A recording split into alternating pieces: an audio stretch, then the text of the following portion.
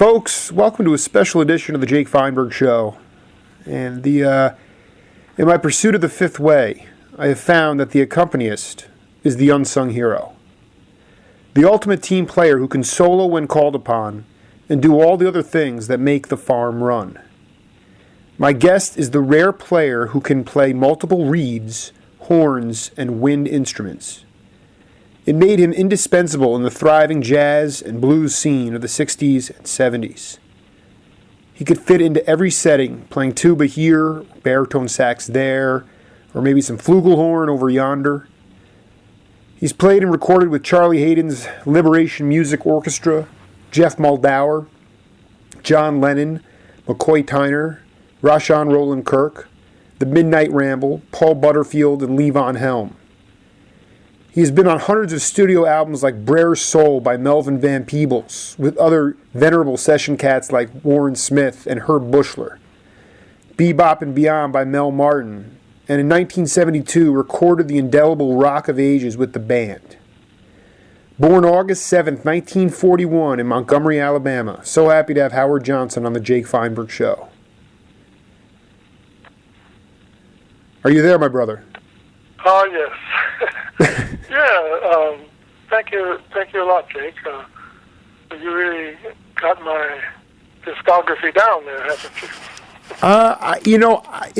I could have probably talked. I could have talked for another 5 minutes. I didn't know how to encapsulate just the sheer volume and the diversity of your playing, and that's the best way I could. Somehow that stuff just fell into my head, you know. Well, I'd say it works that way. I mean, there are, of course, many more, but you really pretty much covered the genres. Yeah, I'm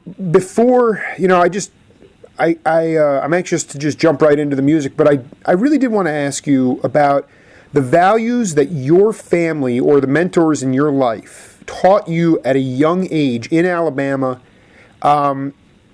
to keep you on the straight and narrow in the face of the racism and the clear civil rights issues that were going on in Alabama at that time. How did you stay? Who kept you centered, and how did they do it? Well, I would say that never really happened because, I wasn't raised there. Oh, okay. I was raised in a very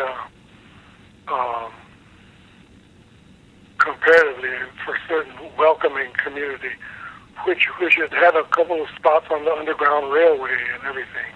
Wow. Underground Railroad. And where was this? In Massillon, Ohio, near Canton and Akron. But whenever I was down in the South, I always did the wrong thing and said the wrong thing to the wrong people. And so they had to keep their eye on me while I was down there. Could you give an example for us youngsters that were born like after 1975, what that might have been like?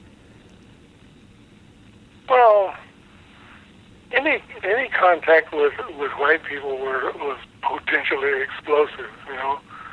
Mostly people knew how to present themselves in a way that wouldn't fire this kind of thing off.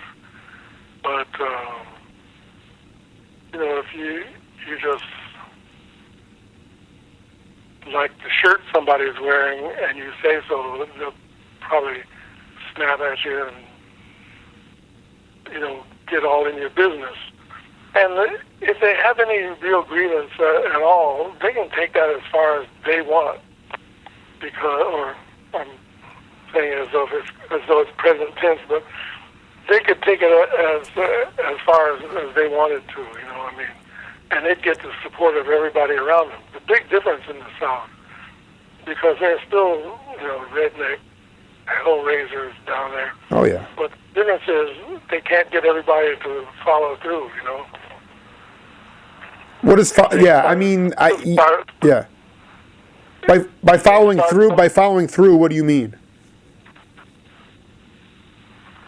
Well, if you don't manage to say the right thing or do the right thing at some point in that, it can just escalate to very dangerous. But I think what I'm trying to get at is like the love inside your heart, Howard. Like you have such a big heart. I know because the guys that you surrounded you played with. So I mean, you were going out and really putting your best foot forward and trying to relate to people, white people. You were talking to people, and that would get you in trouble for being you had too much love. Is that fair to say, or is that too simplistic? Oh, it's probably. I wouldn't say it's simplistic, but it isn't the way things felt at the time. No, absolutely. But so the. I mean, I was a sociable enough person that I thought I could just approach anybody about anything, and that wasn't true there. You know. Mm-hmm. I'd sit where I wanted to and drink water where I wanted to, and it never occurred to me to read those stupid white-only signs. You said you were located near a couple of underground railroads, and I'm curious as to the kind of music that you were playing and the instruments you were you picking anything up at that time, and what was the music like? Well, you know, I mean, I'm talking about the time of, you know, the time of slavery when people were being brought up from the South, you know, runaway slaves. Right. And although the main church there that did that in Massillon, Ohio, is still a sanctuary. Mm-hmm. You know, I think they've got Central American people there, and you know, it's kind of an embarrassment to the government, I think. But that's fascinating. That is absolute. You are breaking news on this program right now. that's you know, but that's fascinating because. Yeah, what I meant to say, obviously chronologically it was during slavery, but the remnants, you know, those threads of cosmic and spiritual stuff remains always. Yeah, well there wasn't a lot of racism in that town or even in that area. Most of the people around there were quite accustomed to having black neighbors of a kind, and you know, it was a place where early on sports integrated the town because Massillon's a big football town, and they had football heroes 100 years ago that were black. Right. So I mean, you know, I really have where you had to watch what you say or watch where you go.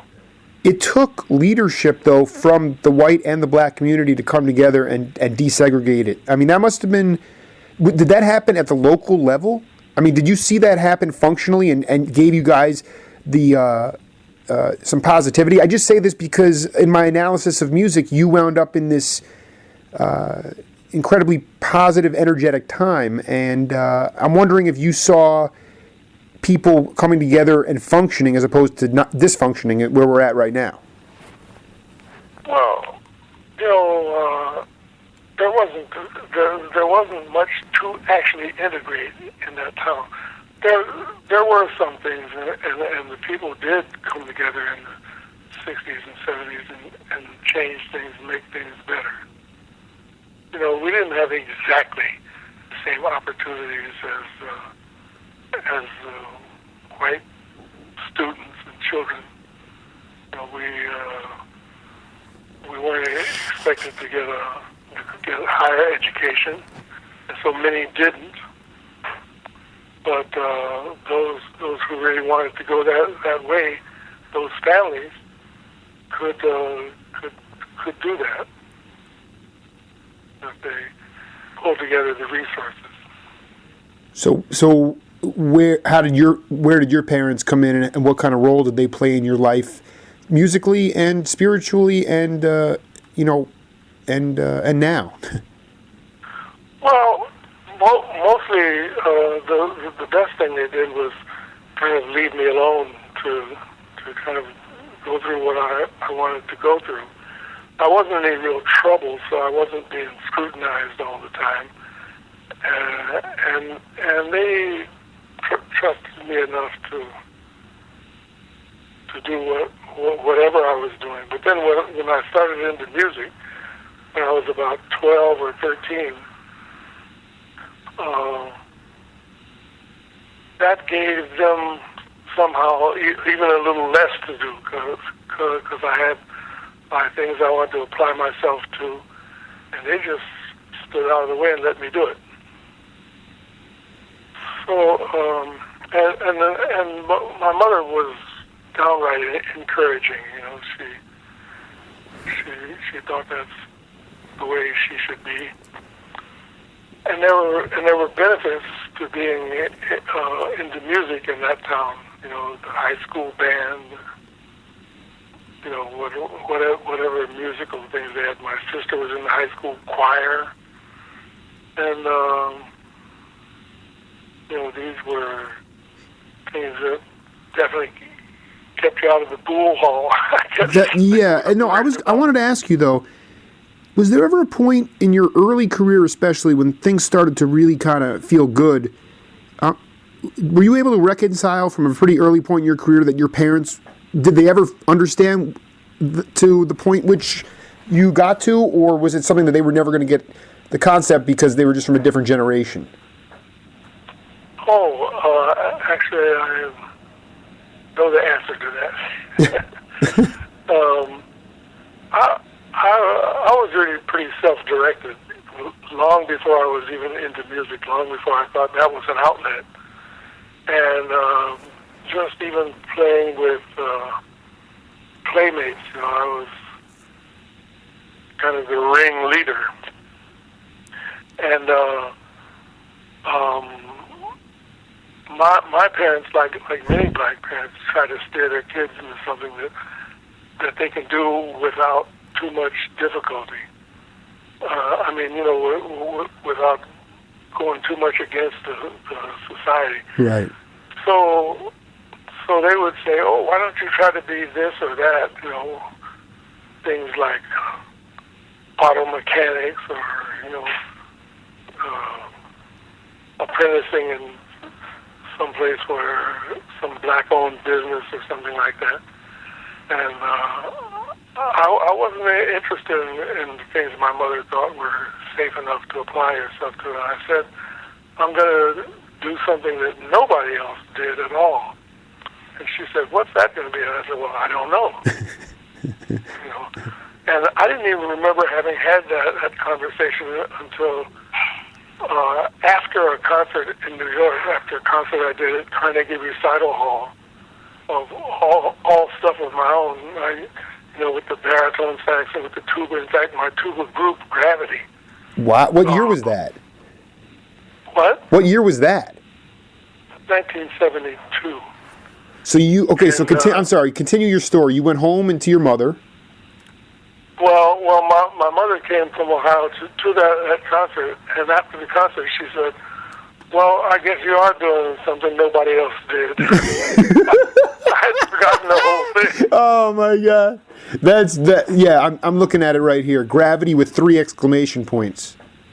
Mm-hmm. Unbelievable. I mean, you knew at that point that you did something nobody else did before. You were an entrepreneur.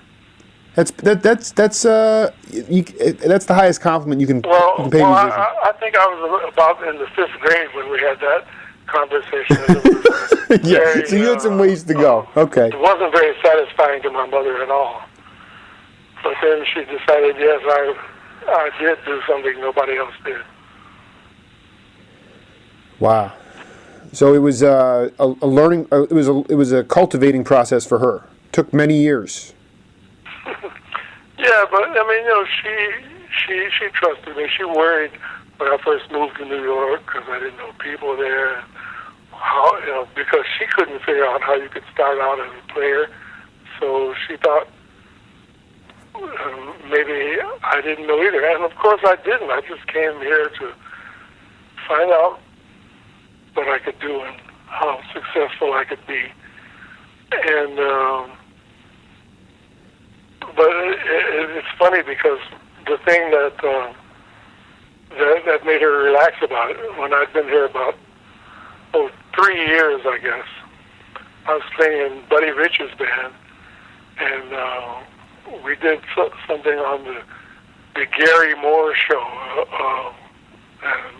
middle 60s variety show on television. Sure.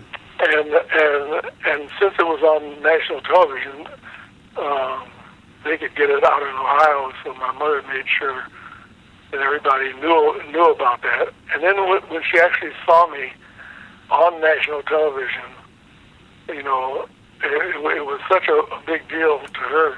She stopped worrying about me at all. She decided I was a total success if I was playing with Buddy Rich's band.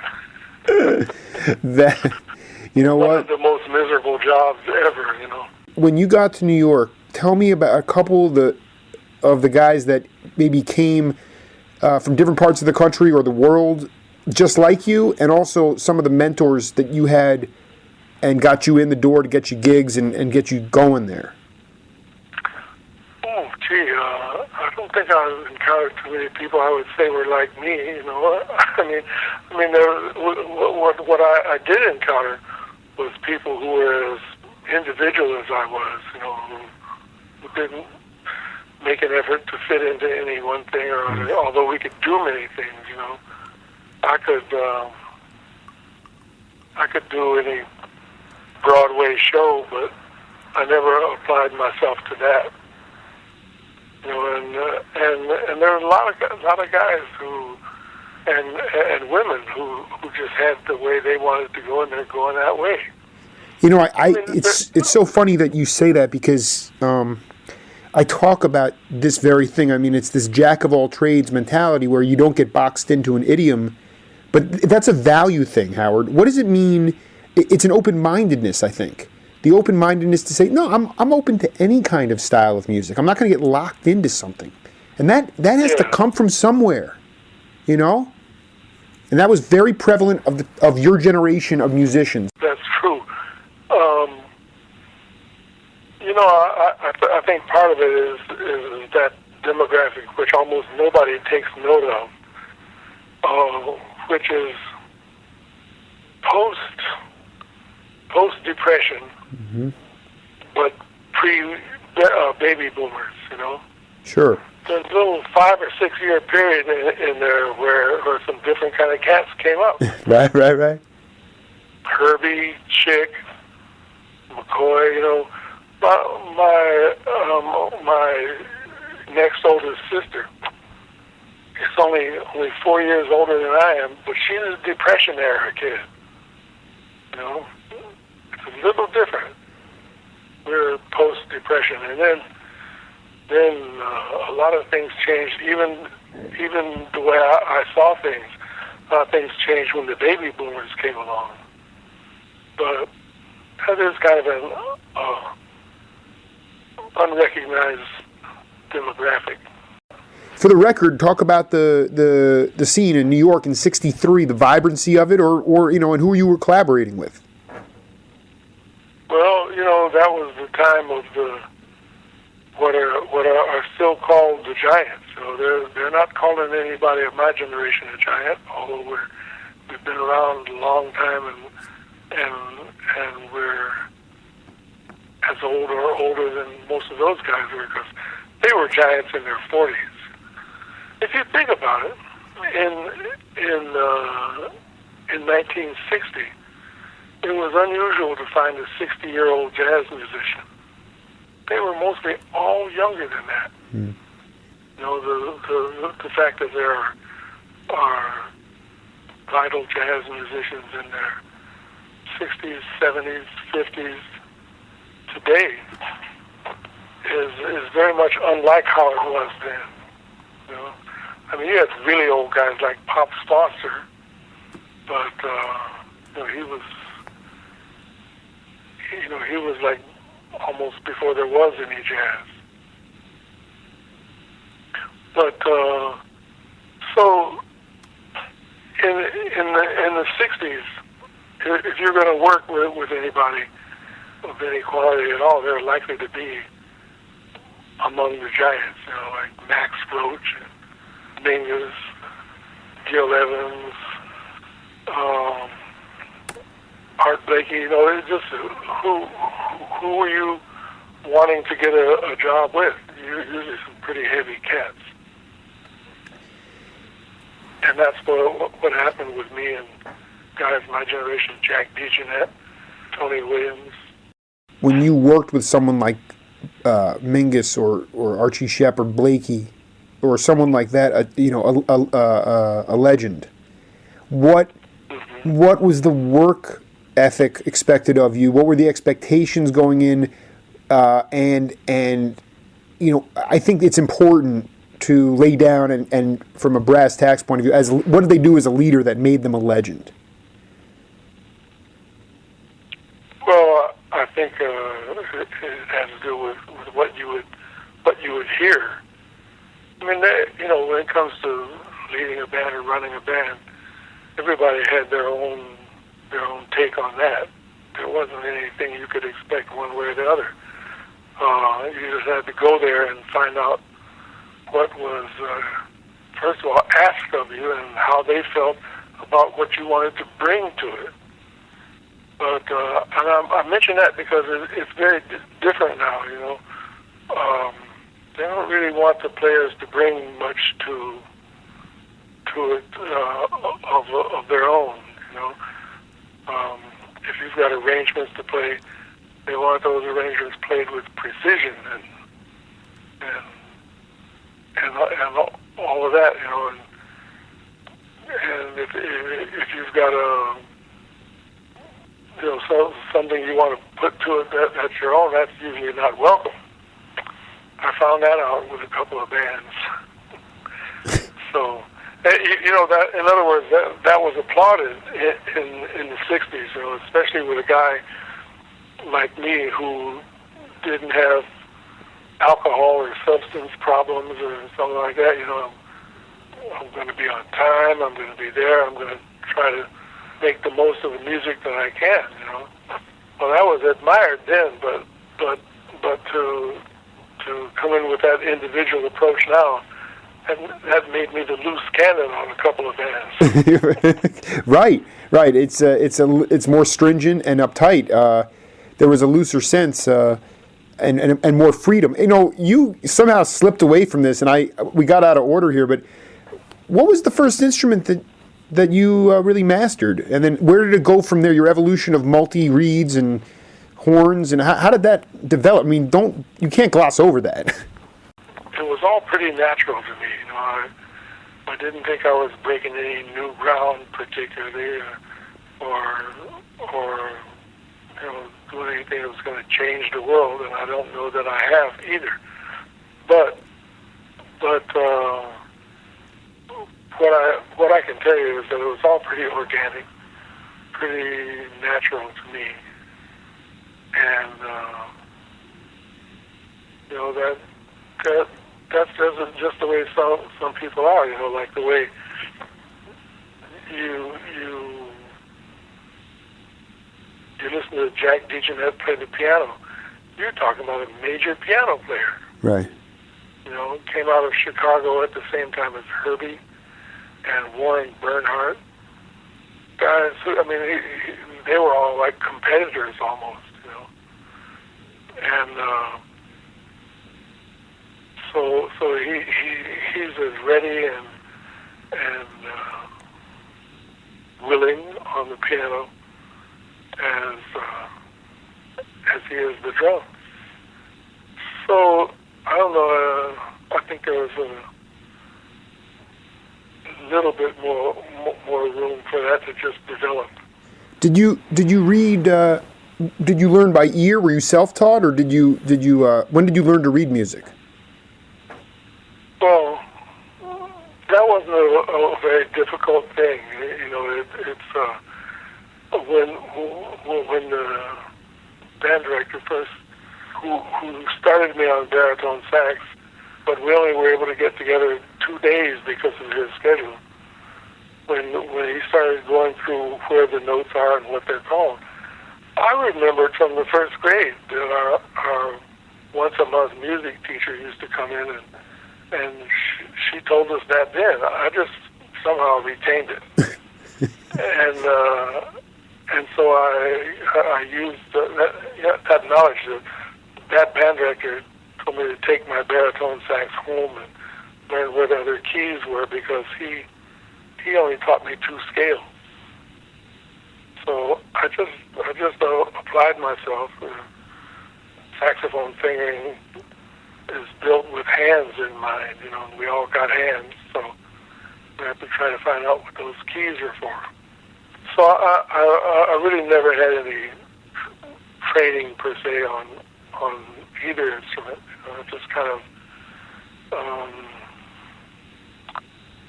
flowed into it. I mean, I just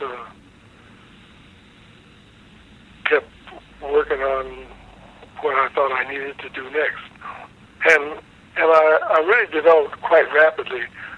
I wouldn't have said that then, because, as I said, it was all natural and organic. But the technical development that I had on instruments, I found out later, because I was told, was most unusual. Joined here by Howard Johnson. Howard, how did you first run into the band, and when was your first time going up to Woodstock or Big Pink? Well, I didn't go specifically to Big Pink. I'd been in Woodstock before with Taj Mahal, because we rehearsed the music of that band, the Real Thing band, up there. And, you know, with the tuba players and us doubling on trombones and saxophones and stuff. But John Simon was the piano player in that band, and he was one of the producers for the band. He produced the Brown album, and when he knew they were doing this series of nights at the Academy of Music in New York, and they were going to have a horn section arranged by Alan Toussaint. Yes. He asked me to put the horn section together, because, you know, he'd already worked with me with Taj, and thought of me as a good section organizer.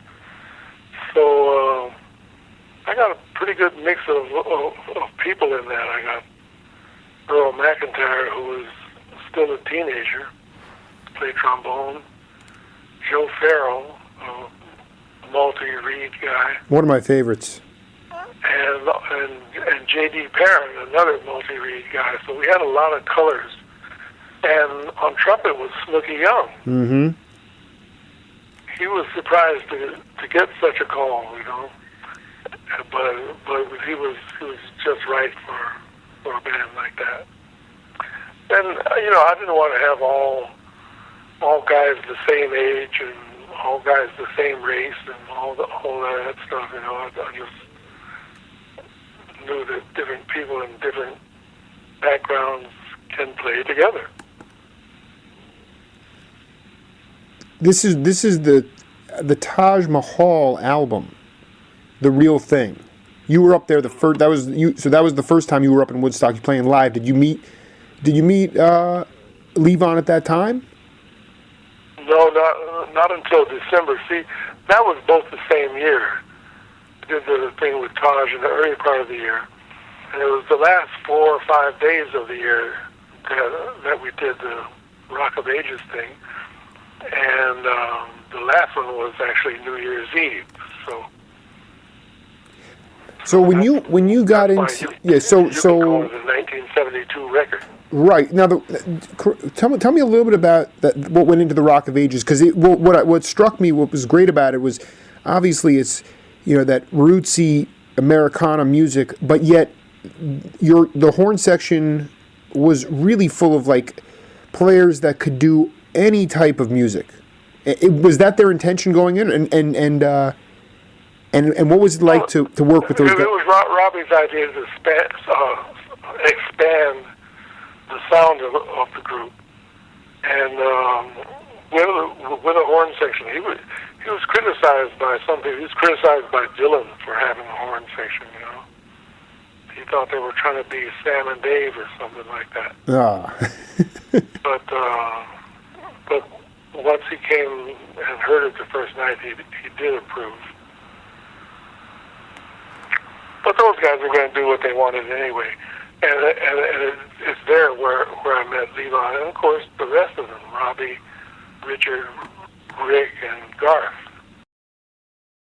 All those guys, I mean, you know, I could go on and on about any one of them, but they were already a band, and they had kind of really distinguished who they were as players on records before that time already. So we were getting in on something that was already going on and been established. And Robbie, of course, was you know, a really outstanding guitar player in a genre where it's all guitars. You know, he didn't have to take a back seat to anybody.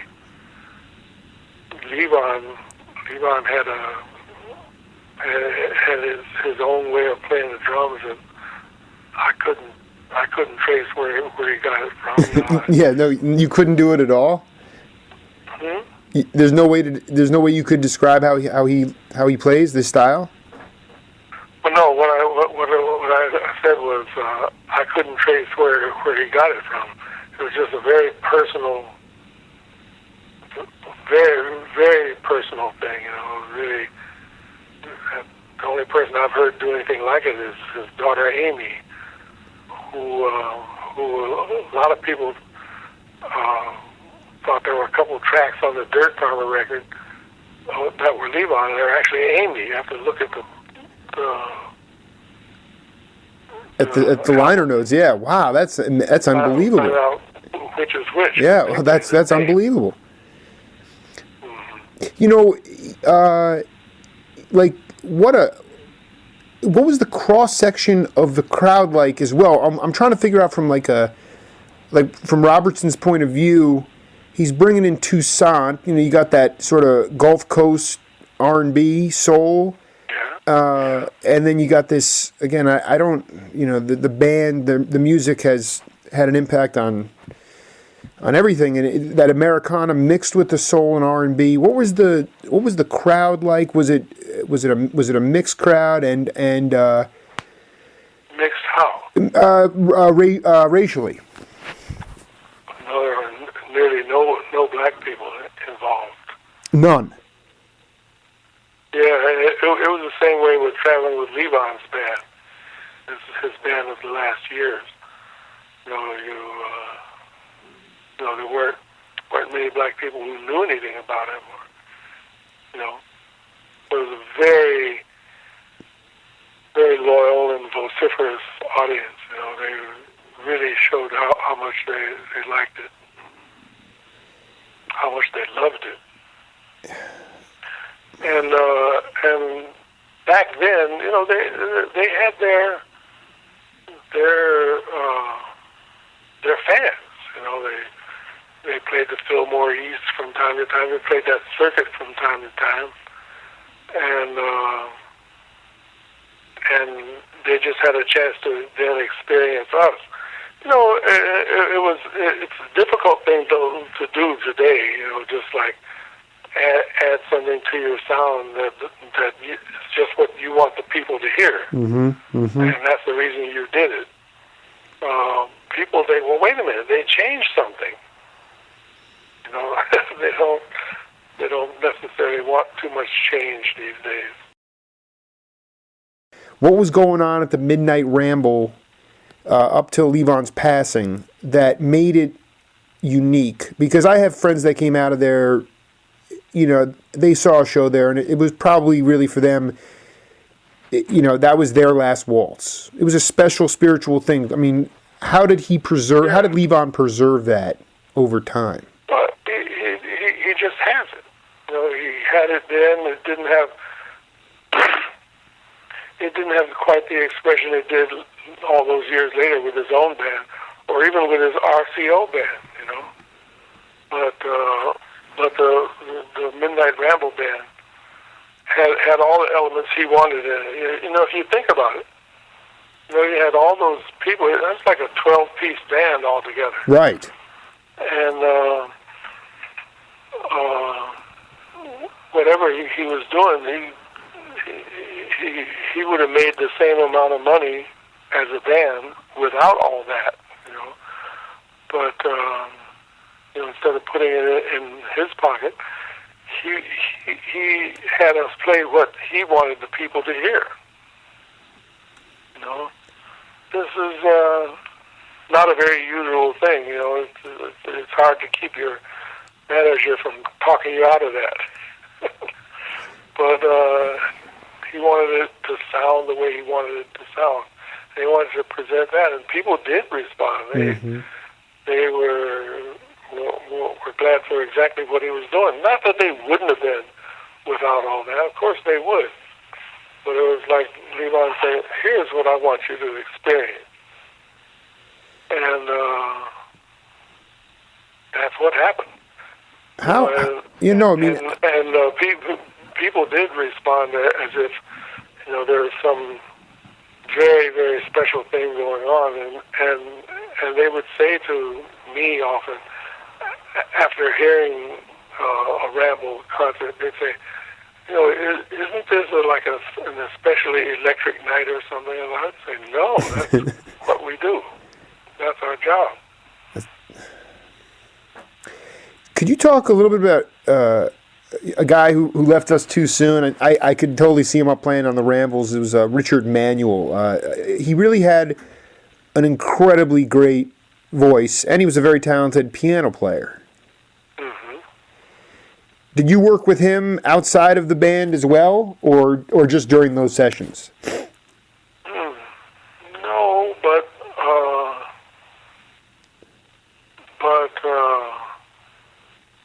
no, I didn't work with him outside. But you know, a lot of people don't realize that the last waltz was also the end of a tour. We did a kind of last waltz tour, so I worked with those guys a lot during that time. You know, I was at their Shangri-La place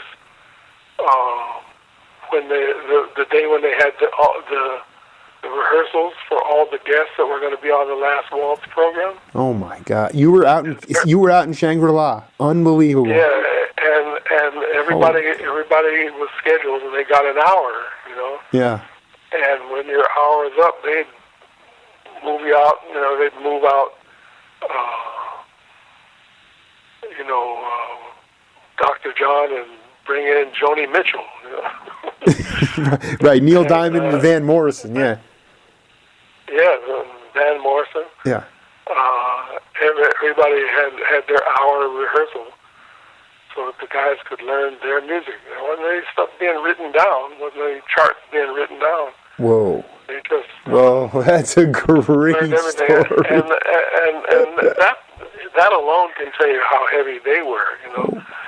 Not only that, I think it's good to mention on a presentation like this that the first time we had the first rehearsal, Toussaint had written the arrangements because his luggage was stolen. He had to virtually overnight, actually a 3-day period, rewrite all the arrangements, but the cassette tape recorder that he used to write them had some weak batteries, so he wrote everything in the wrong key. Oh my God! So when we had that first rehearsal, we immediately knew there was a problem. Right. Because something that was supposed to be in the key of G, we had arrangements in the key of F sharp. Unbelievable. So behind the scenes. When the mistake was realized, the guys in the band said, look, we'll have that recopied in the right key overnight. But for this rehearsal, we'll play it in the key that you have it in. So, I'd already been around on tour with, on the rock scene with the Fillmore circuit with Taj Mahal. And I could see how limited a lot of really famous bands were. And that just had guys in it who learned what they needed to learn for that gig, and were not what I would call fully musicians. Mm-hmm. And these guys, they're going to play an F sharp when they're used to playing it in G. Well, you could say that the guitar players just moved down a fret.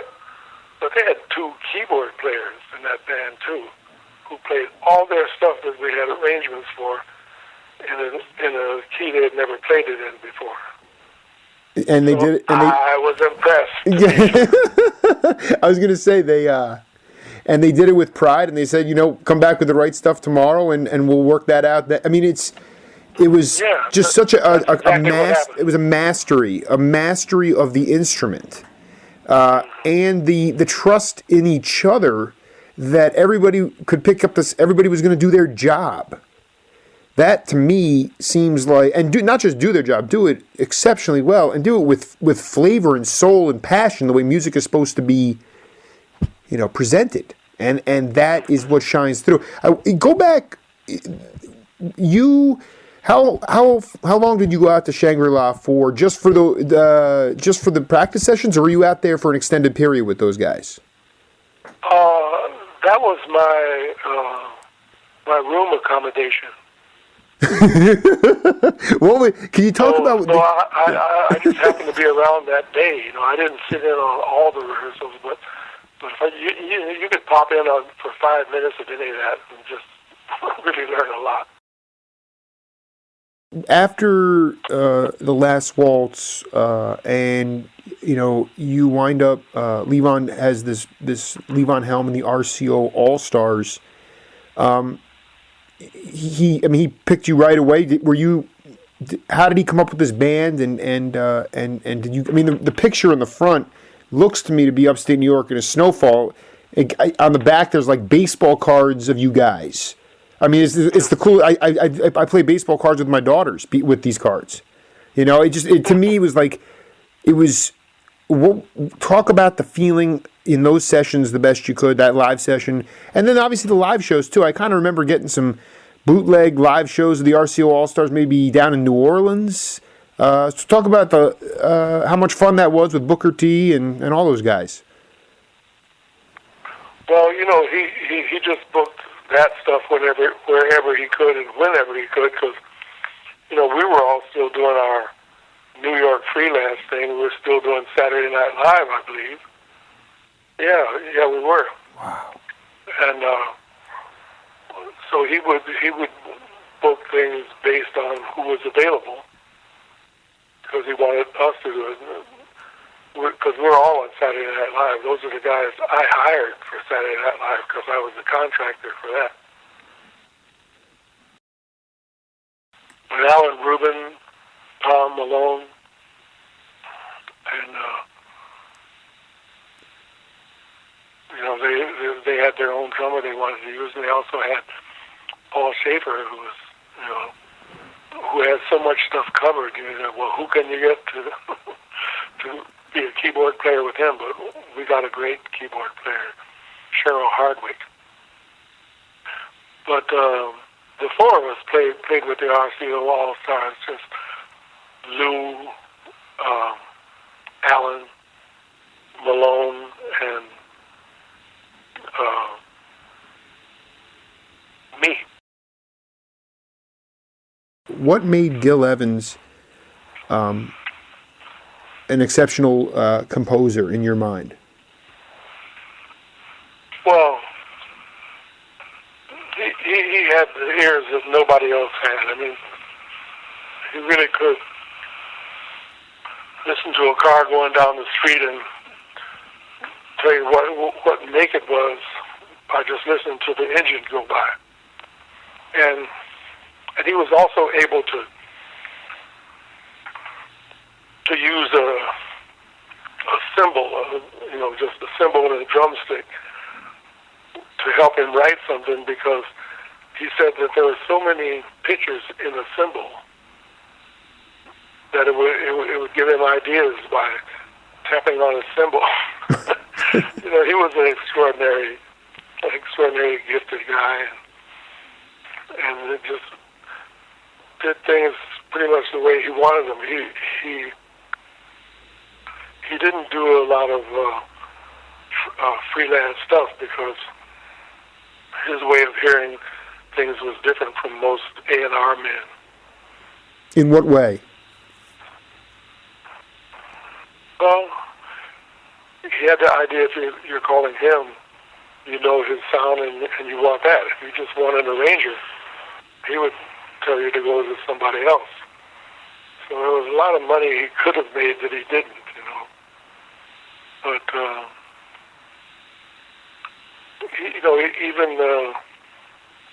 even with Robbie Robertson, who wanted him to do some things, he listened to their records and said, well, you've got your sound, I've got mine, you know. But he did do a couple things, as it turned out.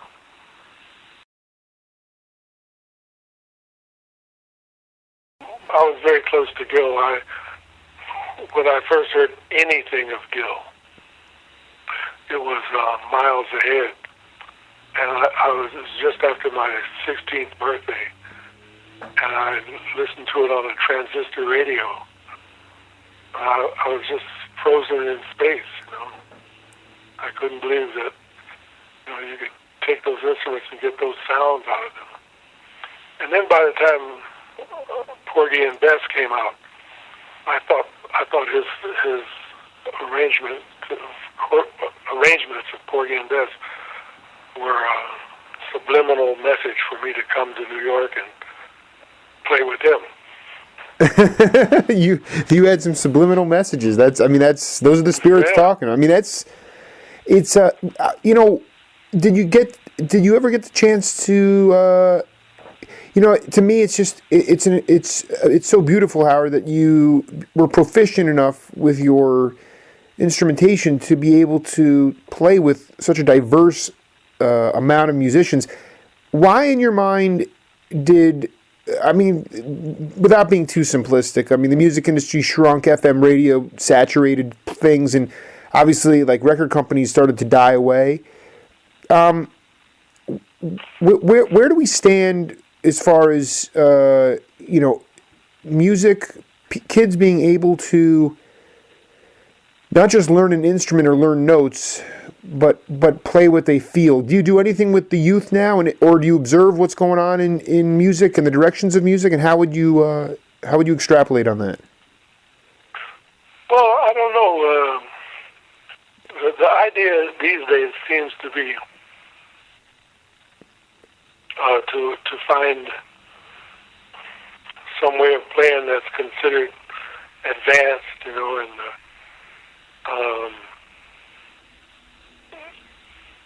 I don't know what their orientation is, but it doesn't seem to have a lot to do with feeling. It has a lot to do with what you know and how you play.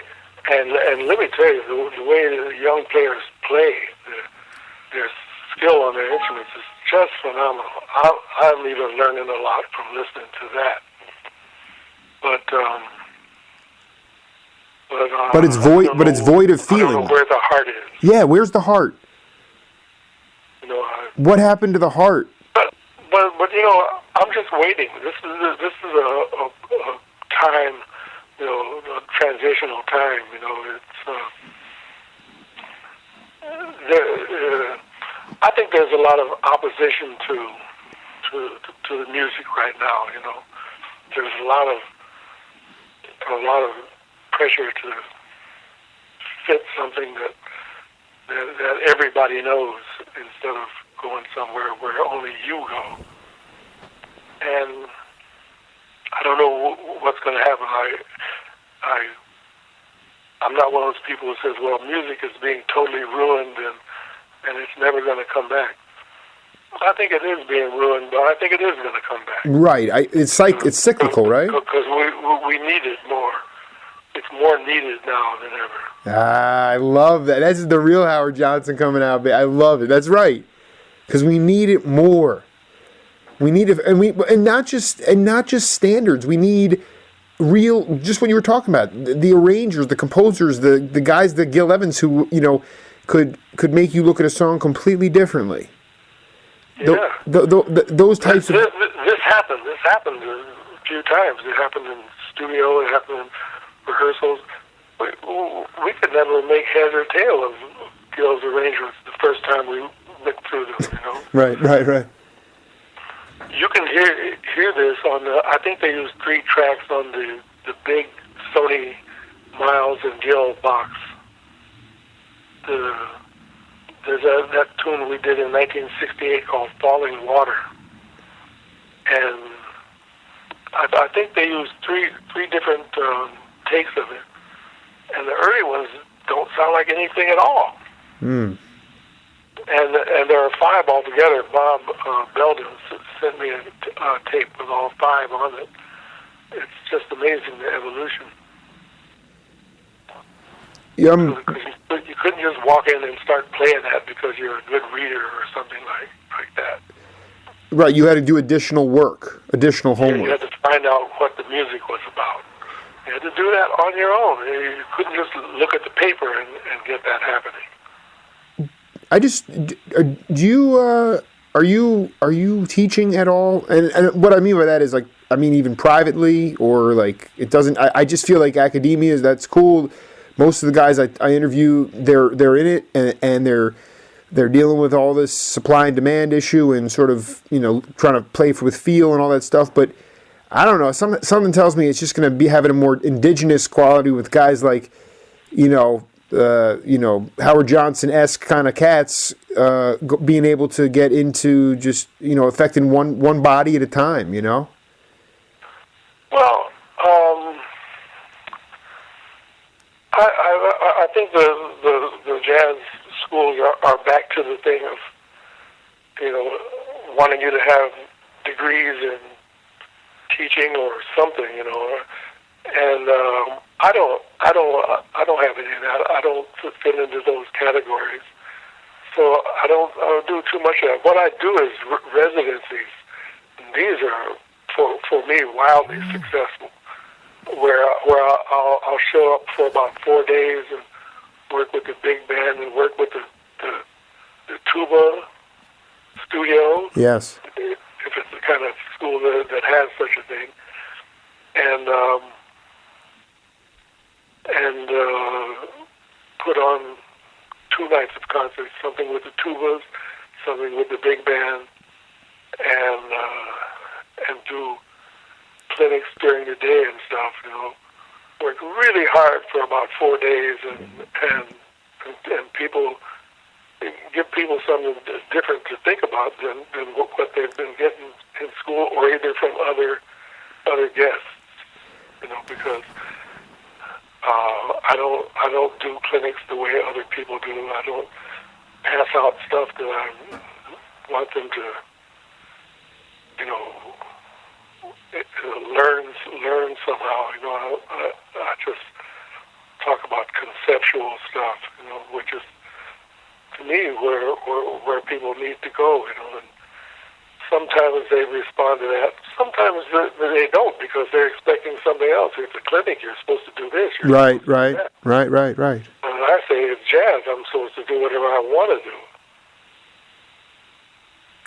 So, yeah, when you say conceptual, it's more about anticipating in your mind where you want to take if you're doing an improvisational solo. Is that what you mean by conceptual? Can you provide like some kind of example of that? No, I mean you can hear examples of it everywhere of what I'm not talking about. Right. No, what I'm saying, give an example. I mean, you know, it's sometimes difficult in a classroom setting to tell people to look deeply into themselves, because that's where your very sound is going to come from. How much knowledge you have about harmony or building lines is another thing. You can train anybody to do that, I believe. But the sound that comes from deep inside you, nobody can copy that or replace it with anything. And I would argue that is life experience that creates that ability for you to be comfortable enough to express yourself and be secure enough to express yourself. And that younger generations, myself included, did not have as difficult a time. We had less character building opportunities, and we are therefore more insecure about expressing who we are, or we don't know what we're expressing. It seemed to me like you guys had a lot of things to express. You saw overt and covert discrimination. You saw civil rights gains, civil rights regressions. But people dealing with drugs better or worse. Right. I mean, the jazz scene had a lot of issues. How you navigated all that stuff really was, a matter of how you're going to survive. How did you navigate it? Well, my own thing, I never did any drugs of any kind, but I often had to work with people who did. As I said, in the 60s, you could hardly build a band of any size without a few dopers and juicers and whatever. And in order to get the music out of them, you're going to have to deal with their Jones. So you're just applying yourself a whole different way these days. Right. What did those... Are more physically healthy, So exactly, there's more physical health, but the point is that people had addictions, therefore they needed their connections, and through those connections, you sort of built a following. Is that the bands kind of happened through a drug culture? In spite of, I'd say. In spite of. Yeah, in spite of the drug culture. Right, but I'm just trying to get the idea of, this is very fascinating for me because I tend to glorify a certain time period, yet I know there's a lot of warts and a lot of it was drug use. And for somebody who has really maintained a great path, and that's it's just fantastic, what was it like to go to those sessions and, it must have been tiring after a while to know, that the person couldn't be mentally strong enough to get another take of that song in and had to take a break because he was going to use. You had to funnel that energy. Well, if you want my personal experience, absolutely. There's two records I did that had a great trumpet player and a well-known popular trumpet player, and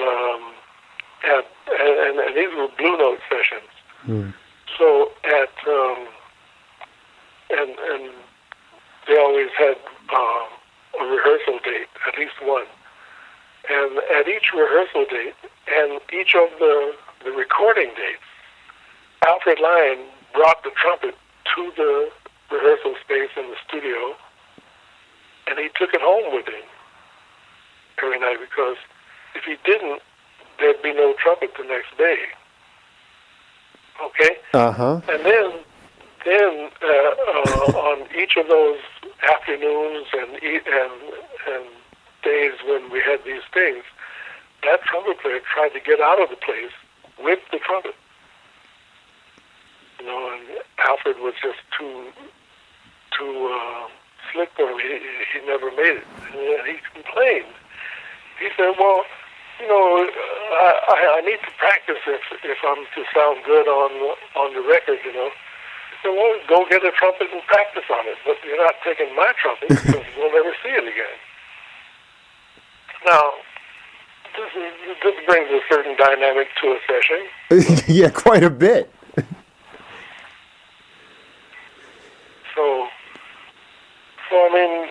That there was that kind of thing to deal with sometimes. There's no need to abstract any of that, because there's too much real experience that can be drawn upon. So, Howard, we'll wrap up part one here and look forward to talking to you in the near future.